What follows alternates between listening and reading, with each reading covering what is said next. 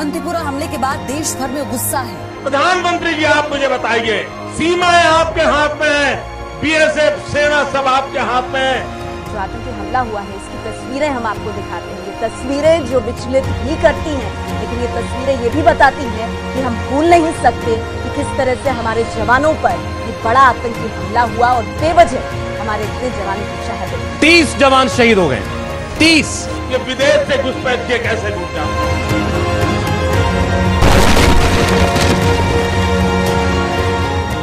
देश के लिए 14 फरवरी एक काला दिन बनकर आई। इस दिन देश ने एक साथ 40 से ज्यादा वीर सपूतों को खो दिया, लेकिन खून से लाल हुई सड़क और चीथड़े बने जवानों के शरीर 56 इंच के सीने वाले प्रधानमंत्री मोदी से कई सवाल कर रहे हैं। ये जो आतंकवादी है, ये नक्सलवादी है, उनके पास शस्त्र और बारूद कहां से आता है?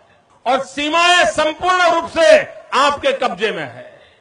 सीमा सुरक्षा बल आपके कब्जे में है। आप इतनी निगरानी नहीं रख सकते कि ये जो धन विदेश से आकर के आतंकवादियों के पास जाता है, आपके हाथ में है, आप उसको क्यों नहीं रोकते हैं? कैसे देश की सुरक्षा के साथ इतनी बड़ी चूक हो गई? कौन थे ऐसे गद्दार जिन्होंने सीआरपीएफ के काफिले की सूचना लीक की? कैसे उन हत्यारों ने 350 किलो विस्फोटक के साथ हमारी जमीन पर हमले के लिए नेटवर्किंग कर ली और हमारी सरकार के नुमाइंदों को भनक तक नहीं लगी कि पाकिस्तान की सेना हिंदुस्तान के जवानों के सर काट करके ले जाती है।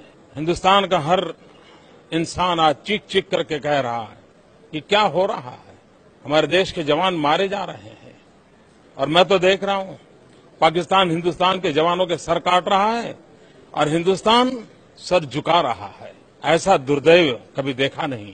भारत इस प्रकार से असहायता का अनुभव करे, इससे बड़ा कोई दुर्भाग्य नहीं हो सकता।